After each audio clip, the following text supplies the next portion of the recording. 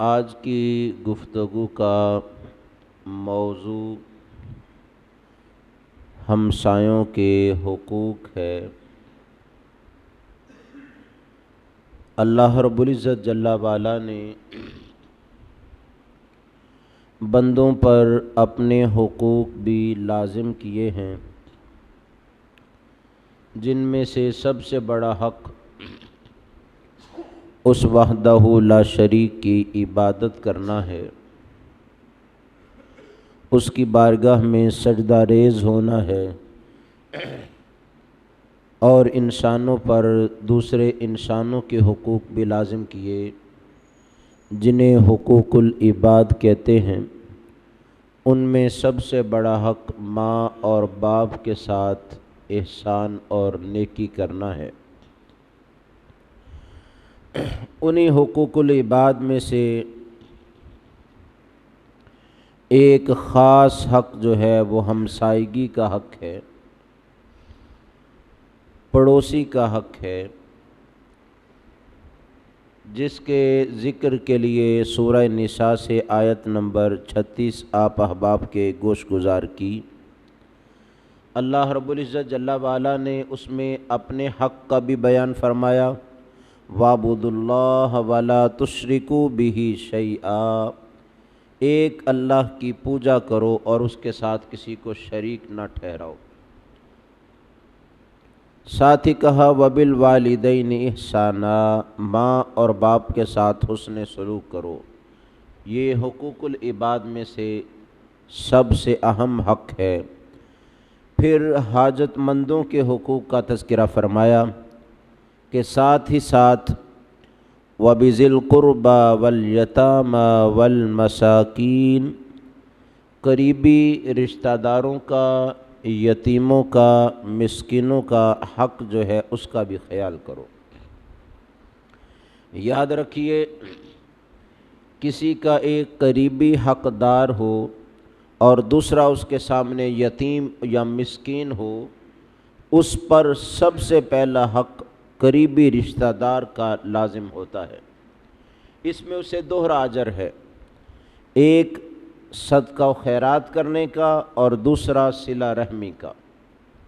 اس کے بعد پڑوسیوں کے حقوق کا بیان فرمایا، وَالْجَارِ ذِي الْقُرْبَى وَالْجَارِ الْجُنُبِ وَالصَّاحِبِ بِالْجَنبِ، تین قسم کے پڑوس اس آیت میں اللہ تعالیٰ جل وعلا نے بیان فرمائے۔ پہلا پڑوسی وہ جانیے کہ دروازے سے جس کا دروازہ زیادہ قریب ہو۔ دوسرا پڑوسی پہلو کا پڑوسی کہ مکان کی دیوار کے ساتھ جس کی دیوار ملتی ہو، چاہے وہ چاروں اطراف میں سے کسی بھی طرف پر ہو۔ اور تیسرا جو ہے فرمایا وَالصَّاحِبِ بِالْجَنبِ، کروٹ کا پڑوسی۔ دوسرا اس کا معنی یہ بنتا ہے کہ پہلے سے مراد وہ ہے جو قریبی رشتہ دار بھی ہو اور پڑوس میں بھی رہتا ہو، جیسے بھائی ساتھ رہتا ہو، کوئی بہن ساتھ رہتی ہو، کوئی رشتہ دار ساتھ رہتا ہو۔ اور دوسرے سے مراد اجنبی پڑوسی ہے کہ رہتا تو پڑوس میں ہے لیکن کوئی رشتہ داری اور تعلق پہلے سے نہیں ہے، صرف پڑوس کا ہی تعلق ہے۔ اور تیسرے سے مراد صاحب بالجنب سے مراد ایک معنی کروٹ کے ساتھی کا، بیوی کا ہے، دوسرا معنی رفیق سفر کا ہے، کسی سفر میں کوئی آپ کے ساتھ نشست پہ بیٹھا وہ بھی صاحب بالجنب ہے۔ تیسرا معنی روم میٹ کا ہے کہ آپ کے کوئی کمرے کا ہے، کلاس فیلو کا ہے، آپ کی کوئی کلاس کا ہے، یا کسی سفر میں آپ کا ہم سفر ہو گیا تو اگرچہ تھوڑی دیر کے لیے وہ آپ کے ساتھ رہا لیکن آپ کے حسن سلوک سے متاثر ہوئے بغیر وہ نہ رہ سکے۔ بخاری و مسلم میں متفقن علیہ روایت ہے، آقا علیہ الصلوۃ والسلام ارشاد فرماتے ہیں، پڑوسی کا حق اتنا زیادہ ہے کہ جبریل رب کا پیغام لے کے میرے پاس بار بار آتے اور پڑوسیوں کے ساتھ حسن سلوک کا حکم دیتے،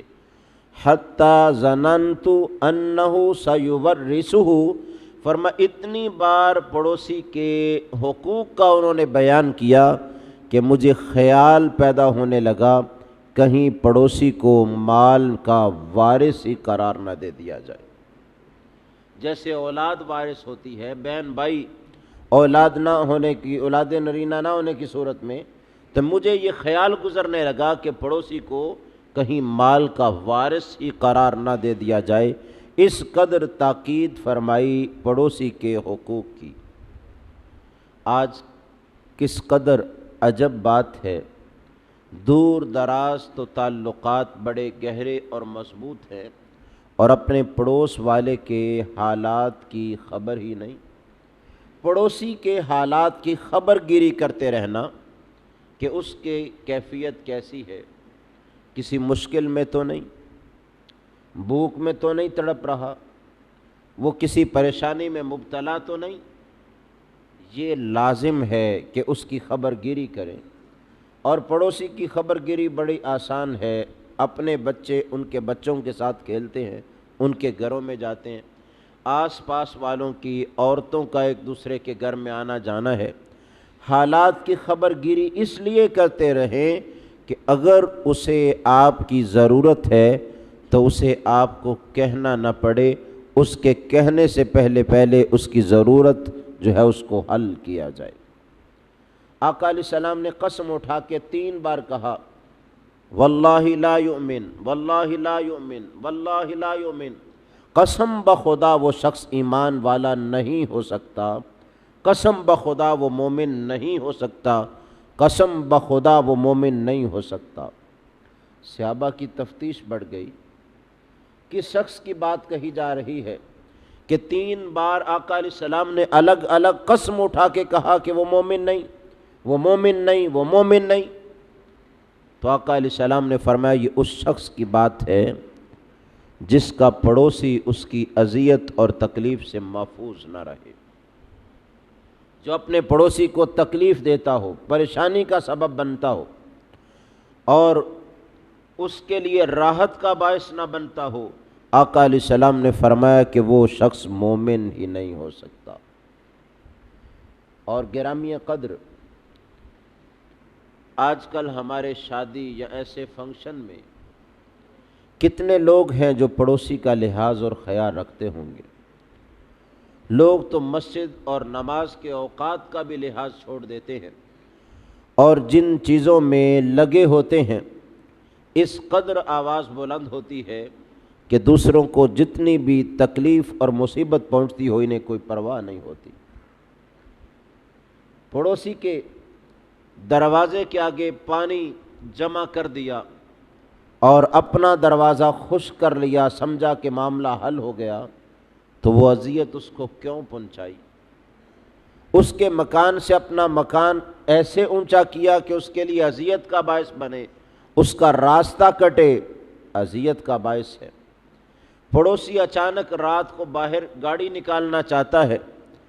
مگر ساتھ والے کی گاڑی اس کے دروازے کے سامنے پارک ہے، وہ نکال نہیں سکتا۔ اب وہ بیچارہ اٹھانے سے بھی رہا کہ رات کے اس پہر میں کیا اٹھائے، اور اسے اذیت پہنچی۔ تو ایسا کوئی کام نہ کیا جائے جس کے ساتھ پڑوسی جو ہے اس کو اذیت پہنچے۔ اور شریعت نے، اسلام نے جو ضابطہ دیا ہے وہ بڑا آسان ہے، سمجھایا ہے کہ ہمدردی کا اتنا زیادہ پہلو موجود ہونا چاہیے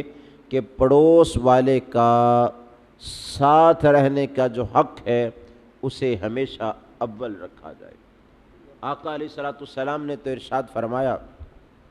جب گوشت پکاؤ، کوئی اچھی چیز تیار کرو، اس میں پانی کا اضافہ کر لو تاکہ تم پڑوسی کو بھی کوئی نہ کوئی اس میں سے چیز بیچ سکو، اور فرمایا اگر نہیں بیچ سکتے تو کم از کم اپنے کھانے کی بو کے ساتھ پڑوسی کو اذیت نہ دو۔ اگر گھر میں گوشت پک رہا ہے اور ان کے بچوں کو اس کی خوشبو جا رہی ہے تو وہ اپنے گھر میں ضد کریں گے کہ ہمارے لیے بھی اس کا اہتمام ہو، یا تو ان کو بھی پکا کے بھیجو، اور نہیں تو کم از کم اپنی خوشبو کو روکو کہ ان کو اذیت نہ ہو اور ان کے بچے اس کی خواہش نہ کریں۔ گرامیہ قدر، کس قدر باریک اور نازک چیزوں کا لحاظ اور خیال رکھا۔ آقا علیہ الصلوۃ والسلام نے فرمایا لا یؤمن الذی یشبع وجارہ جائع، فرمایا وہ شخص جو خود سیر ہو کے کھائے، پیٹ بھر کے کھائے، اور اس کا پڑوسی بھوکا رہے، وہ بھی مومن نہیں ہو سکتا۔ اب پڑوسی کو مانگنے کے لیے آنے کی ضرورت نہیں پڑنی چاہیے، اس کے حالات کی چھوٹے بچوں کے ذریعے سے اور گھر والوں کے آنے جانے کے ذریعے سے خبر گیری خود ہی کرتے رہنا چاہیے۔ اور یہاں تک کہ آقا علیہ السلام نے فرمایا اگر کوئی شخص خود سیر ہو کے کھاتا ہے، پیٹ بھر کے کھاتا ہے، اور اس کا ہمسایہ بھوکا رہتا ہے، تو گویا اس نے ایمان کا حق بھی ادا نہیں کیا۔ اللہ رب العزت جل وعلا پر ایمان یہی ہے کہ رب جو تم سب کو کھلاتا ہے اور ہمیشہ کھلاتا ہے، اس کے دیے ہوئے میں سے جہاں حاجت مندوں، ضرورت مندوں، غریبوں، مسکینوں کو ادا کرتے ہو، وہاں اپنے پڑوسی کے ساتھ بھی تحائف کا تبادلہ کیا کرو، کہ تم کوئی اچھی چیز بناؤ تو اس کو بھیجو، وہ بنائے تو تمہیں بھیجے۔ ہم سب کی ماں سیدہ عفیفہ حضرت عائشہ صدیقہ رضی اللہ تعالیٰ عنہا نے آقا علیہ السلام کی بارگاہ میں عرض کی، اے اللہ کے رسول صلی اللہ علیہ وسلم، میں نے کھر پکائے ہیں اور شوربہ کیا ہے، اب اتنی وسعت ہے کہ کسی ایک پڑوسی کو میں اس میں سے بھیج سکوں۔ اے اللہ کے رسول صلی اللہ علیہ وسلم، فرمائیے کس پڑوسی کا حق زیادہ ہے؟ ظاہر ہے دائیں بھی مکان ہے، کوئی بائیں مکان ہے، کوئی سامنے مکان ہے، پچھلی جانب لوگ رہتے ہیں، تو اے اللہ کے رسول صلی اللہ علیہ وسلم، اگر ایک ہی شخص کو تحفہ بھیج سکوں یا ایک گھر میں بھیج سکوں تو کس گھر والے کا حق زیادہ ہے؟ تو آقا علیہ السلام نے فرمایا من ہوا اقرب بالباب، فرمایا اپنے دروازے سے دیکھو، جس کا دروازہ زیادہ قریب ہے اس کا تمہارے اوپر حق زیادہ ہے۔ گھر کی اگرچہ چاروں اطراف ہیں، لیکن آنے جانے کے لیے باہر سے اندر آنا ہے، اندر سے باہر نکلنا ہے، تو باہر کا دروازہ استعمال ہوتا ہے۔ فرمایا جس کا دروازہ تمہارے دروازے کے زیادہ قریب ہے وہ تمہارا زیادہ قریبی پڑوسی ہے، اور اگر ایک ہی کو کچھ تحفہ بھیج سکو تو اس کا زیادہ حق ہے کہ اس کو بھیجو، جب کسی اور کو بھیجو تو پہلے اسے بھیجو پھر کسی اور کو بھیجو۔ اب گویا یہ بھی ضابطہ دے دیا کہ پڑوسیوں میں سے، چاروں اطراف میں رہنے والوں میں سے کس طرف رہنے والا جو ہے وہ زیادہ حقدار ہے، تو فرمایا دروازے سے پیمائش کرو، جب تم اپنے دروازے سے باہر نکلو تو جس کے گھر کا دروازہ تمہارے دروازے کے زیادہ قریب ہے، پڑوس میں اس کا تمہارے اوپر زیادہ حق ہے۔ گرامیہ قدر، بھلا وہ دین کسی کے لیے اذیت کا باعث کیسے بن سکتا ہے؟ بھلا اس دین میں بائی بائی کے خون کا پیاسا کیسے ہو سکتا ہے جس دین میں پڑوسی کے بارے میں بھی اللہ تعالیٰ جل وعلا نے اتنی زیادہ تاکید کی ہو اور اس قدر سمجھایا ہو کہ آقا علیہ السلام نے فرمایا ہو کہ اللہ تعالیٰ اس طرح پڑوسی کے بارے میں حسن سلوک کا پیغام دے رہا تھا، حتیٰ ظننت انہ سیورثہ، کہ میں نے یہ خیال کیا کہ پڑوسی کو کہیں مال وراثت میں بیٹے کی طرح وارث نہ بنا دیا جائے۔ اور ہمسایہ ماں جایا ہمارے ہم مثل مشہور ہے، ماں جایا کا مطلب ہوتا ہے بھائی، کہ ہمسایہ تمہاری ضرورت میں سب سے پہلے تمہارے پاس پہنچتا ہے۔ اس کا حق یہ ہے اگر وہ بیمار ہے اس کی تیمارداری کے لیے جاؤ، اگر وہ فوت ہو جائے اس کے جنازہ میں شریک ہو، اگر وہ مصیبت میں مبتلا ہے تو اس کو راحت بخشنے کی کوشش کرو، اگر وہ کچھ دن کے لیے گھر نہیں تو اس کے گھر کی حفاظت کرو، اگر اس سے تم سے کوئی ضرورت ہے تو اس کی ضرورت خوش دلی کے ساتھ پوری کرو۔ اور جب پڑوس میں ایک دوسرے کے ساتھ تعلق اتنا اہم اور ضروری ہو جائے اور ایک دوسرے کا لحاظ اور خیال ضروری ہو جائے تو خود بخود ہی ایک صالح معاشرہ اور ہمدرد معاشرہ جو ہے وہ جنم لیتا ہے۔ لیکن جب کوئی شخص بد نصیبی سے اپنے بھائی کا حق بھی بھول جائے، جب کوئی شخص بدبختی سے اپنے باپ کے مرنے کی خواہش رکھتا ہو کہ وہ مر جائے تو وراثت بٹے، مجھے میرا حصہ ملے، جب کسی شخص کو ان حقوق کا بھی لحاظ اور خیال نہ رہے اور یتیما اور مساکین کو دیتے ہوئے بھی ان کی تذلیل اور تحقیر کر رہا ہو، بھلا اس پتھر دل شخص کے بارے میں پڑوسی کا حق جو ہے وہ کیسے پیدا ہو سکتا ہے؟ وہ کیسے یہ سوچ سکتا ہے کہ ہمسائے کو سکھ پہنچاؤں؟ یہ تو ایک طبیعت کو موافق کرنا ہے، قساوت قلبی سے اپنے آپ کو بچانا ہے، دل میں نرمی پیدا کرنی ہے کہ اپنے دل کو پتھر کا ٹکڑا نہیں، گوشت کا ایک ٹکڑا بنانا ہے جو نرم ہوتا ہے، سخت نہیں ہوتا۔ یوں ہی تو اللہ رب العزت جل وعلا نے نہیں فرمایا ثم قست قلوبکم من بعد ذلک فہی کالحجارۃ او اشد قسوہ، فرمایا لوگو پھر تمہارے دل سخت ہو گئے، پتھروں کی طرح سخت ہو گئے، او اشد قسوہ،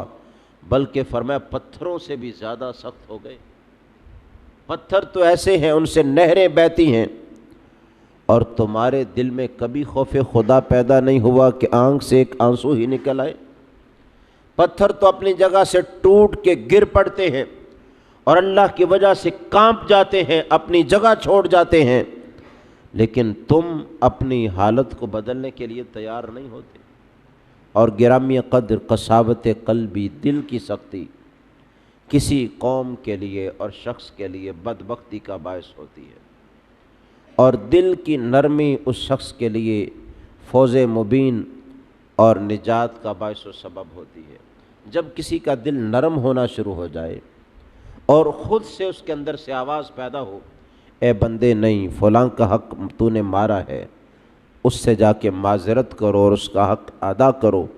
اور اندر کا مفتی اسے اس بات پر ابھارے، پھر اس کے اندر اصل شعور بیدار ہوتا ہے، اور اس کو بیدار کرنے کی ضرورت ہے۔ آقا علیہ الصلوۃ والسلام نے فرمایا برائی سمجھنا کوئی مشکل چیز نہیں، استفتی قلبک، اپنے دل سے ہی پوچھ لے، تیرا دل اس پر گواہی دے گا۔ اور پھر فرمایا برائی وہ ہے جسے تو چھپاتا پھرے، وَكَرِهْتَ أَن يَطَّلِعَ عَلَيْهِ النَّاسُ، اور تو چاہے لوگوں کو اس کا پتہ نہ چلے، جس حالت کو اس لیے چھپاتا پھرے کہ لوگ میری مخالفت پر نہ اتر آئیں، مجھے برا نہ جانے، سمجھ لے وہ برائی ہے۔ ہاں اس لیے چھپائے کہ اللہ کے لیے عمل کیا ہے، لوگوں کو پتہ نہ چلے، وہ خلوص نیت ہے، وہ الگ معاملہ ہے، لیکن اس لیے چھپانا کہ لوگوں میں تذلیل ہو جائے گی، کہیں گے یہ کیسا شخص ہے، یہ بہت برا ہے۔ آقا علیہ السلام نے فرمایا کبائر میں سے 3 بڑے گناہ بیان فرمائے، فرمایا ان میں سے ایک یہ ہے ان تزنی حلیل تجاری، فرمایا وہ گناہ یہ ہے کوئی شخص اپنے ہمسائے کی بیوی سے زنا کرے، فرمایا یہ کبیرہ گناہوں میں سے ہے، اور 3 گناہوں میں سے اسے ایک قرار دیا، اس لیے کہ آس پاس والوں کے ساتھ میل جول زیادہ ہوتا ہے، آمنا سامنا زیادہ ہوتا ہے، تو فرمایا اس میل جول اور آمنے سامنے سے اور ایک دوسرے کے ساتھ بھائی بننے سے اس قدر بندے میں حیوانیت غالب نہ آ جائے کہ وہ برائی کا راستہ اختیار کر لے۔ فرمایا یہ 3 بڑے کبیرہ گناہوں میں سے ایک کبیرہ گناہ ہے کہ کسی شخص کو یہ بھی لحاظ نہ رہے اور وہ اپنے کسی پڑوسی کی بیوی کے ساتھ زنا میں مبتلا ہو جائے۔ گویا کہا کہ نظر میں بھی حیا پیدا کرو، اس کا مطلب یہ ہوا کہ پڑوسی کی بیوی گزر رہی ہے، اپنی نظر کو جھکا لو، حیا پیدا کرو، اور ان کے ساتھ بات کرنی بھی پڑے تو نظر کے اندر حیا باقی رہے، تاکہ نظر نہ بہکے تو انسان نہ بہکے، اور جب نظر محفوظ رہی، بچی رہی، تو انسان بھی محفوظ رہے گا۔ تبھی آقا علیہ السلام نے فرمایا 3 کبیرہ گناہوں میں سے ایک کبیرہ گناہ یہ ہے، اور گویا ہمسائے کا یہ بھی حق ہے اس کی عزت کی بھی حفاظت کرے اور اس کے مال اور جان کی بھی حفاظت کرے۔ دعا ہے اللہ تعالیٰ جل وعلا ہمیں ہمسائیگی کے حقوق اور جملہ حقوق العباد کی ادائیگی کی بھی توفیق نصیب کرے۔